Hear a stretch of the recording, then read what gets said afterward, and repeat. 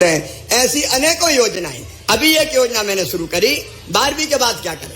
12वीं के बाद बच्चों को काम धंधे की जरूरत होती है, तो एक तो सरकारी नौकरियों में भर्ती का अभियान लगातार जारी रहेगा। 1 लाख भर्तियां अभी कर रहा हूं, 50,000 भर्ती और करूंगा, तो सरकारी नौकरी में भी भर्ती।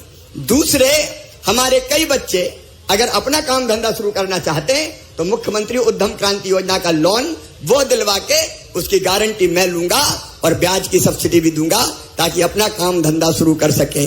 और तीसरे, मेरे बेटा बेटियों जिन्हें 12वीं पास कर लिया, जिन्हें ITI कर लिया, ऐसे बच्चे उसके बाद क्या करें।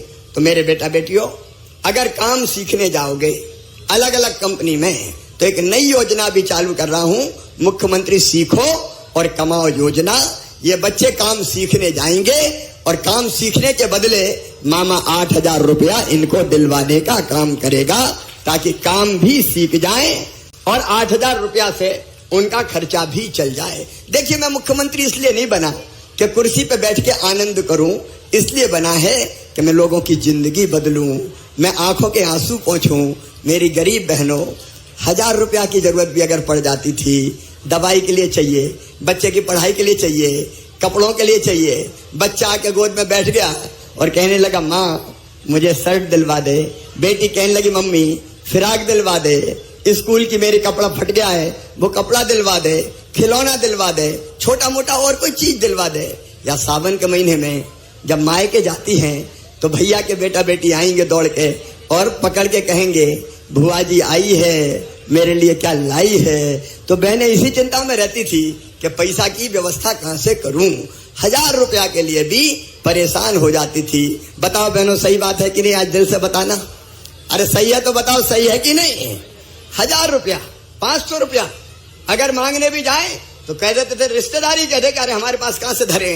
और ये दर्द मैंने बहनों बहुत दिनों से देखा था और मैं कई दिनों से सोच रहा था कि कोई ऐसी योजना बना शिवराज कि बहनों की ये तकलीफ दूर हो जाए। एक दिन मैं रात भर सोचता रहा क्या करूं क्या करूं, क्योंकि एक बात साफ है, देखो मैं कहने के लिए भैया नहीं हूं, आपके बेटा बेटी मुझे मामा कहते हैं, वो मेरे भांजे भांजी है।